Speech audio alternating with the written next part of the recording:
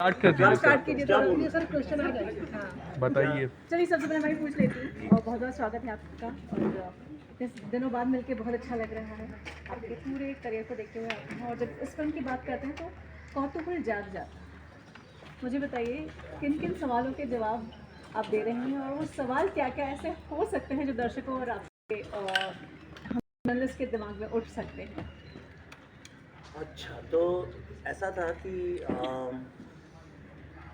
एक वक्त आया था ज़िंदगी में जब मुझे ऐसा लगा कि अब मुझे वैसी फ़िल्में बनानी चाहिए जो मैं समझता हूँ मेरे दिल की आवाज़ है, जो मैं खुद जानना चाहता हूँ। तो हम लोगों ने ये रिसर्च बेस्ड फ़िल्म्स का फ़ॉर्मूला शुरू किया और एक ट्रिलॉजी बनाने का डिसीजन लिया, क्योंकि बुद्धा ट्रैफिक जैम एक बहुत बड़ी कल्ट फ़िल्म बन गई थी। तो वही अर्बन नक्सल्स का यूनिवर्स पकड़ा मैंने। तो आई डिसाइडेड टू मेक, मैंने कहा ये जो 3 शेर हैं भारत के संविधान, जो हमारा सॉरी एम्बलम के, ये शेर क्या है, शेर क्यों है, कुछ और क्यों नहीं। एंड देन आई सेड कि अच्छा, इस डेमोक्रेसी के लिए 3 बहुत इंपॉर्टेंट चीज़ें हैं, एक है राइट टू ट्रूथ, एक है राइट टू जस्टिस और एक है राइट टू लाइफ। तो हमने ट्रिलॉजी में पहले बनाई था ताशकंद फाइल्स, जो राइट टू ट्रूथ के बारे में, दूसरी बनाई कश्मीर फाइल, जो कि राइट टू जस्टिस के बारे में, और ये जो फिल्म है ये राइट टू लाइफ के बारे में है। इसका नाम है द दिल्ली फाइल्स। ये 2 पार्ट्स में, पहला पार्ट बंगाल चैप्टर, और आप इस फिल्म में देखेंगे फ्रीडम के पहले से लेकर अभी तक का भारत। साउथ में जाता हूँ लोग अलग तरह से डिफ़ाइन करते हैं, नॉर्थ में आता हूँ अलग तरह से डिफ़ाइन करते हैं, वेस्ट में जाओ अलग, ईस्ट में अलग, कश्मीर जाओ बिल्कुल अलग है, बंगाल के कुछ पार्ट्स में जाओ तो वो बिल्कुल ही अलग तरह से डिफ़ाइन करते हैं। तो हम लोग हर समय एक कॉन्फ्लिक्ट में ही रहते हैं, लैंग्वेज को लेके, रिलीजन को लेके, जात पात को लेके, पचासों चीज़ों को लेके। बट अल्टीमेटली हमारी एक कोई अम्ब्रेला आइडेंटिटी भी तो है। वो अम्ब्रेला आइडेंटिटी हमारी है भारतीय। तो ये भारत आखिर है क्या? So I have tried to probe that question in this film, कि भारत क्या है और why it is so important and more important than the religion, caste, region, anything. Why that identity should be at the forefront, at the top, और आज वही सबसे नीचे है बाकी सब आइडेंटिटीज। तो ये फिल्म जो है लोगों को एक कल्मिनेशन भी है, 2 पार्ट्स में आएगी तो आप समझेंगे, पर first part itself will make people understand कि आज की तारीख में एक भारतीय होने की क्या इम्पोर्टेंस है, और उसके लिए आपको सोचने पे बाध्य करेगी। विवेक सर, कुछ सालों से जो आपके कामों का ग्राफ रहा है वो दबी हुई कहानी पे चढ़े धूल को साफ करके आप फिर से दिखा रहे हैं। आप पहले फिल्में बनाते थे, क्या आप समाज को सच दिखाने वाला आईना बना रहे हैं? नहीं, फिल्में तो अभी भी बना रहा हूँ। तो वही फिल्म एक माध्यम है, नहीं पहले भी देखिए, 2 तरह से आप पब्लिक तक पहुँच सकते हैं। एक प्योर एंटरटेनमेंट जिसको कहते हैं, हंसी मजाक, ये एस्केपिस्ट एक वो है। दूसरा ये है कि जो एक समाज में सबकी आवाज़ है, जो इंडिविजुअली लोग बोल नहीं सकते, उस आवाज़ को आप किस तरह से लोगों तक पहुंचाते हैं। जैसे मैं एग्जांपल दूं आपको, एक आवाज़ है जो सारे स्टूडेंट्स की थी इंडिया में, लेकिन उस पर कोई फिल्म नहीं बनी, फाइनली 3 इडियट्स बनी। और आप देखिए जितने भी स्टूडेंट्स हैं, जितने भी लोग हैं, वो उससे कहीं ना कहीं रिलेट कर पाए। तो ताशकंद फाइल्स, शास्त्री जी जैसा बोरिंग सब्जेक्ट आप बताइए, सारी फिल्म इंडस्ट्री ने रिजेक्ट कर दिया, कौन देखेगा ये वो, उसने भी सारे लोगों को जोड़ा और इतनी चली वो फिल्म, इतनी, उसको 2 नेशनल अवार्ड मिले। कश्मीर फाइल्स का जो फॉर्मेट था एक डॉक्यू ड्रामा की तरह से था, और वो ऐसा सब्जेक्ट था, कश्मीर में आप बताइए केरला में बैठा आदमी क्यों इंटरेस्टेड होता है? वो इतनी बड़ी बड़ी यहाँ की फिल्में आती हैं, 500-500 करोड़ की फिल्में, उनमें नहीं इंटरेस्टेड होता, तो एक छोटी सी नॉन स्टारर कश्मीर फाइल में क्यों इंटरेस्टेड होता? लेकिन केरला में हमारी फिल्म के शोज़ बढ़े और वहाँ पे खुला, वहाँ चलती रही 1-2 महीने। तमिलनाडु में मैं जाता हूँ इतना, मैं एक्चुअली सबसे ज़्यादा आजकल मुझे तमिलनाडु में बुलाते हैं बिकॉज ऑफ कश्मीर फाइल्स। तो उस फिल्म ने तमिलनाडु और केरला के लोगों को कश्मीर से जोड़ा। कई लोग कहते हैं कि ये फिल्म जो, नहीं, कई बार सत्य जो होता है वो बहुत कड़वा होता है, लेकिन सत्य को अगर आप सामने रख दो तो वो 2 लोगों को जोड़ता भी है। तो उस फिल्म ने वो काम किया, जो लोग, और जो देखिए जो इंटरेस्टेड ही नहीं है जुड़ने में, तो उनको साथ तो कोई दुनिया में कुछ नहीं कर सकता। तो ये फिल्म भी जो है आप देखेंगे, आज बंगाल जो है उसका कितना बड़ा कंट्रीब्यूशन है भारत के कल्चरल रेनेसांस। ये बैठी हुई जानती होंगी, इंडिया के फ्रीडम मूवमेंट, फ्रीडम मूवमेंट बिना बंगाल के आप सोच ही नहीं सकते। एक नई चेतना जिसने देश में जगाई, आज वो बंगाल इतने बुरे हाल में क्यों है? वो इसलिए है क्योंकि हम भूल जाते हैं कि बंगाल अल्टीमेटली भारत का पार्ट है, जो भारत हमारा है, we the people of Bharat. तो ये we the people of Bharat है, ये उनकी आवाज़ है। ये जब भी सच पे आधारित कोई फिल्म या सीरीज आप बनाते हैं तो पहले से कोई, क्योंकि जब भी बना है कंट्रोवर्सी कुछ ना कुछ हुई है, तो क्या उससे कुछ प्रेशर रहता है आपको कि कंट्रोवर्सी से बचने का? या अरे भैया, आज के ज़माने में तो यार सांस लो तो भी कंट्रोवर्सी होती, तो क्या सांस लेना छोड़ But sir, the Bengal chapter is expected to delve into polarizing events. So are you prepared for the potential backlash of protests? See the society is polarise, society is polarise. मैं कौन होता हूँ उसमें कुछ बोलने वाला? आपका मीडिया भी तो पोलराइज्ड है, पॉलिटिक्स भी तो पोलराइज्ड है। ऐसी कौन सा क्षेत्र है आज भारत में जो कि पोलराइज नहीं है? आप नाम लीजिए। लोग तो एयरलाइंस जैसी चीज़ को भी राइट विंग और लेफ्ट विंग से जोड़ते हैं, पता है ना आपको ये बात? तो वो इतनी बड़ी चीज़ नहीं है। पर सवाल ये है, उस पोलराइज वर्ल्ड एक स्टेटस को सा बन गया है, ये अलग है वो अलग है, अदर हमने this side and that side. अगर आप आज जो सेंटर में उस आदमी की कोई औकात ही नहीं है, उसको तो कोई पूछता भी नहीं। ये एल्गोरिथम्स इस तरह से टेक्नोलॉजी ने क्रिएट किए हैं कि अगर आप एक साइड में नहीं होंगे तो आपकी आइडेंटिटी ही नहीं है। लेकिन यही दो साइड्स को तो जो आइडेंटिटी जोड़ती है वो है इंडियन, भारतीय, we the people of Bharat. ये हमारा भारत है, हम ये ज़मीन का कोना कोना हमारा है। कश्मीर भी मेरा, बंगाल भी मेरा, केरला भी मेरा, मेरी ज़मीन है ये। टोटलिटी में पूरा हम लोग एक एक कमरे के घर के लिए लड़ाई लड़ते हैं, लोगों से खून हो जाते हैं, मर्डर हो जाते हैं एक छोटी चीज़ के। तो भारत जो पूरा हमारा ही है, उसके लिए क्यों ना लड़ा जाए?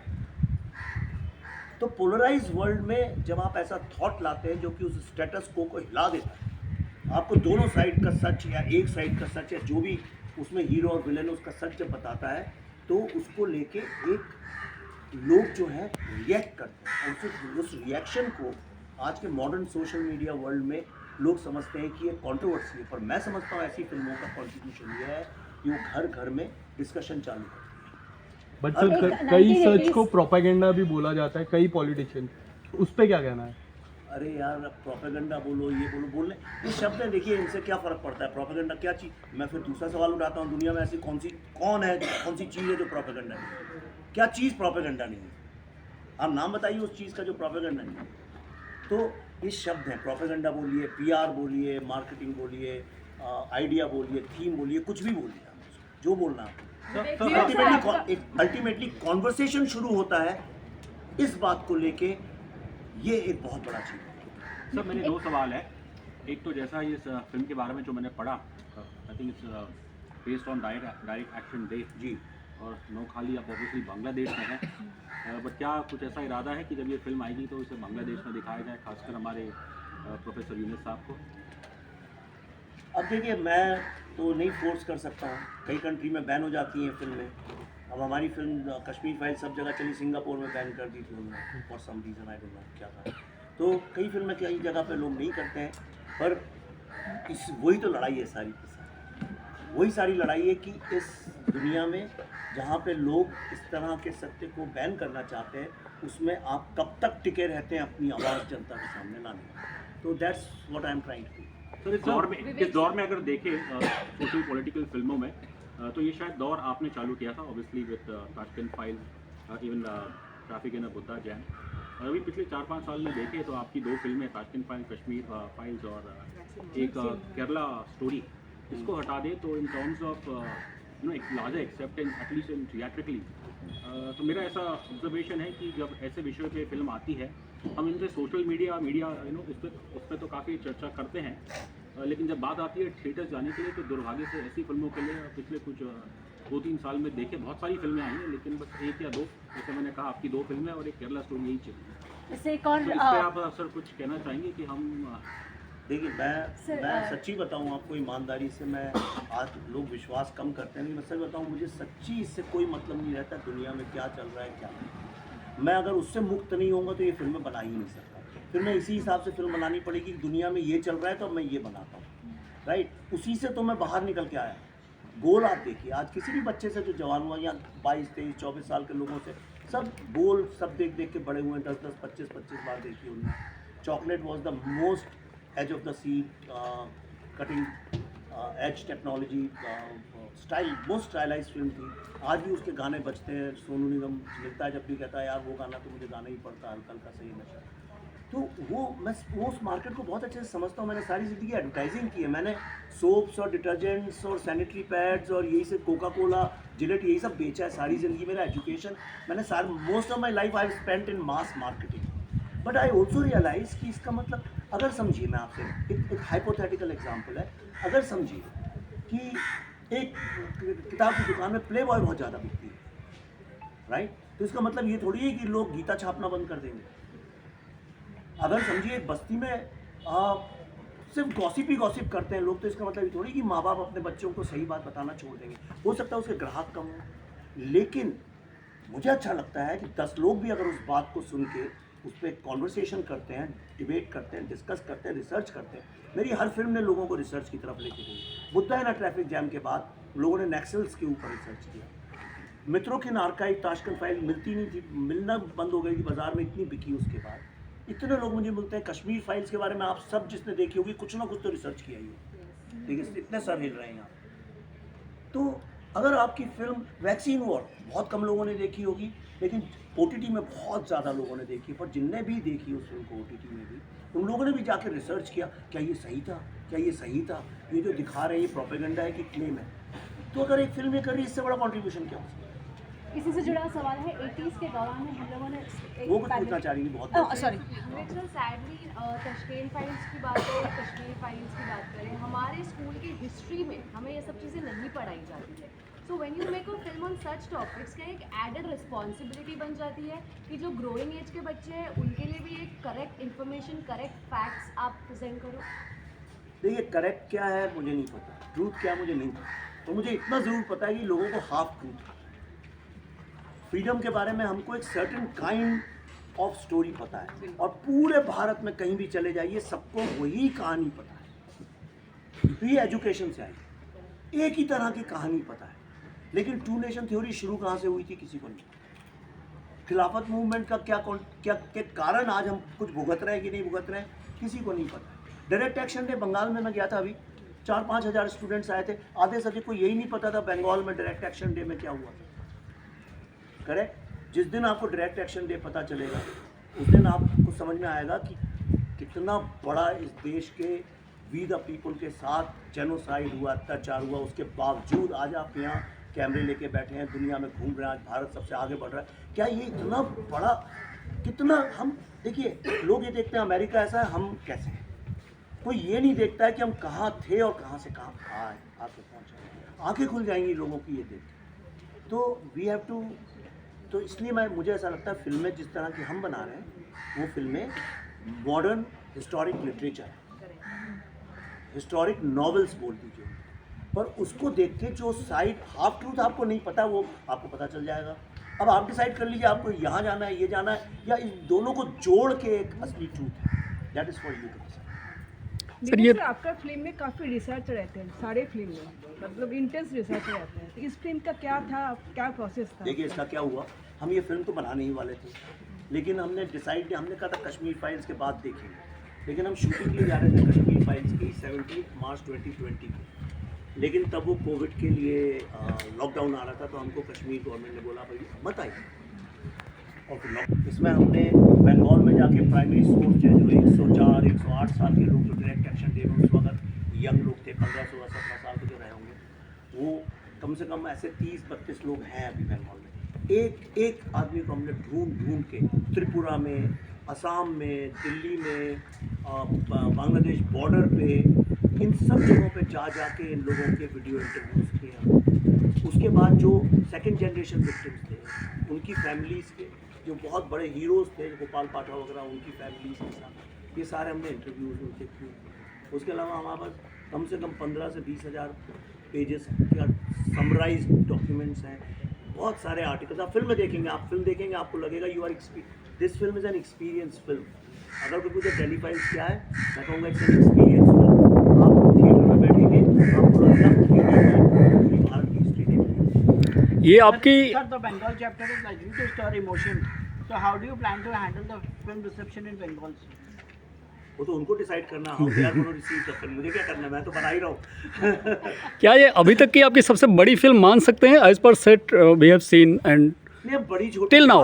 देखिए सर, ऐसा नहीं होना। चॉकलेट बनाई थी लंदन में, फर्स्ट फिल्म थी जो कि सुपर 35 पे शूट हुई थी, और फर्स्ट फिल्म थी इंडिया में, DI हुआ था जिसका, और पूरी फिल्म मल्टी स्टारर लंदन में की थी। गोल मैंने की, इतनी बड़ी फिल्म थी, उसमें इतने एक्टर, ये बड़ा छोटा लोगों के दिमाग में होता है। लेकिन हाँ, अगर आप पूछें सबसे ज़्यादा डिफ़िकल्ट, चैलेंजिंग, और जिसमें हम लोगों ने खून पसीना, यहाँ 4 शहर बसाए हमने। पहले हमने ओल्ड कैलकाटा लगाया, फिर हमने नोआखली लगाया, फिर हमने दिल्ली और सेवाग्राम लगाया एक साथ, vice Regal house and all that, और अब हमने मुर्शिदाबाद लगाया जो बंगाल में। ये 4 हमने सिटीज़ यहाँ लगाई, बाकायदा यहाँ ट्रैम्स चल रही थी, हमने टैंक्स बनवाए, टैंक्स चलवाए, all that we have done. You know, हमने पूरी की पूरी real buildings, no VFX, fire पे we put them on fire, demolish them, created new cities. तो ये एक्सपीरियंस और डिटेलिंग आप देखिए, रजत पोद्दार जी जो production designer, one of the greatest, उनकी 100 फिल्म, और he said I am just doing it, एक फिल्म मैं ऐसी कर रहा हूँ जो इंडिया याद रखेगा, and started from there. He died just few days before the shoot began. So this film is also a tribute to this great, one of the greatest artists of India. सो बंगाल को अगर 3 part में हम divide करते हैं, 1947 के पहले का Bengal, then 47 to 71 जब ये बांग्लादेश बना, और आज जो अपना वेस्ट बंगाल जो इंडिया का पार्ट है, तो इस फिल्म में कौन सा पोर्शन हाईलाइट है, या आप बांग्लादेश को इंक्लूड करके और आज़ाद भारत वाले जो वेस्ट बंगाल? देखिएगा, लेकिन ये बंगाल, आज के बंगाल और तब के बंगाल और बीच के बंगाल की वो कहानी है जो आज के पहले किसी ने कभी आज तक किसी को सुनाई नहीं, ना तो स्कूलों में, ना टेक्स्ट बुक्स में, लेकिन हर आदमी जो कि उस वक्त में और इस वक्त में रहा है वो इस कहानी को जानता है। तो ये उनकी आवाज़ है।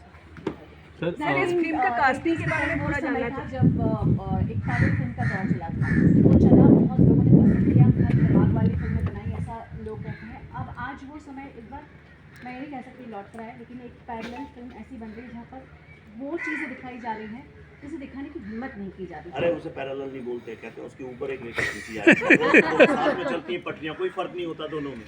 तो ये समझ लीजिए एक अलग लाइन है, ये अलग चीज़ है। ये सिर्फ पैरेलल सिनेमा नहीं है, इसको मैं बोलूँगा it's a courageous cinema, it's a brave cinema, it's a cinema which is challenging the status quo, is challenging a 100-year-old narrative, it is challenging some of the biggest powers of the world. आपको लगता है कि कश्मीर में जाके terrorist के against इतनी बड़ी film बना देना कोई हंसी मजाक है? आज बंगाल के आप फोर्सेस को जानती नहीं है, बड़ी बड़ी गवर्नमेंट फेल हो जाती है, वहाँ का क्या जो नेगेटिव फोर्सेस हैं आप उनके बारे में सोच भी नहीं सकती हैं। आप फोटोज़ अगर मैं आपको जब दिखाऊं या फिल्म आप देखेंगी तो आप सोच भी नहीं सकती किस लेवल पे वहाँ पे, अब उसमें उतर के वो फिल्म बनाना। जबकि मेरे ऊपर केसेस चल रहे हैं, चीफ मिनिस्टर और हमारे बीच में लीगल केसेस चल रहे हैं, तो उसके बावजूद ये करना, तो I would call it brave cinema. Kerala story was a brave cinema, it was a subject nobody would dare to make. These are brave cinemas, like 3 Idiots was a very brave cinema, Dangal was a very brave cinema, लगान was brave cinema। तो मैं फ़र्क नहीं करता हूँ क्या उसमें आमिर खान थे इसलिए कि वो पैरेलल नहीं, but that was a subject. 3.5 घंटे की जब फिल्म लगान कौन देखेगा? मैंने बनाई 3 घंटे की कश्मीर फाइल्स, ये फिल्म हो सकता है उससे भी लंबी हो, लेकिन वी आर कॉन्फिडेंट कि जो लोग देखना चाहते हैं, समझना चाहते हैं, ऐसे सभी हैं actually, everybody wants to know, सब कुछ डिस्कवर करना चाहते हैं, तभी तो यूट्यूब में 24 घंटे कुछ देखते रहते हैं। तो ये क्यों नहीं देखेंगे जो उन्हीं की कहानी। So are you expecting a smooth release in Mamata Banerjee's Bengal? देखिए अगर वो लड़ेंगी तो हम भी लड़ेंगे। ग्रेट। सर एक सवाल मेरा है, जब कश्मीर फाइल रिलीज हुई थी तो काफ़ी सारे क्लिपिंग को कहा गया था कि ये सारे क्लिपिंग झूठे हैं, फिर आपने अपने सोशल मीडिया पे जो रियल क्लिपिंग थी, जो आपके जो रील और रियल क्लिपिंग को ऐड करके आपने क्लिप्स डाली थी। पिछली बार गलती हो गई थी, इस बार हाँ। पहले ही डाल देंगे पहले ही सोच के बैठा हूँ। सर एक आखिरी सवाल कि जिस तरह का सेट यहाँ लगा है, the magnitude of money it has been spent in the set, was there any thought process behind it, because you could have shot in other locations और रियल लोकेशंस दो आल्सो? चीज़ें, एक तो क्या है कि जो लोग प्रोफेशनल मैनेजमेंट जानते हैं और जो एडवर्टाइजिंग में काम कर चुके हैं उस तरह के, और हम लोगों ने बहुत कम पैसे में टीवी भी किया है, तो क्या हम लोग street smart guerrilla film makers हैं। हम 10 करोड़ में 50 करोड़ की वैल्यू निकालना जानते हैं।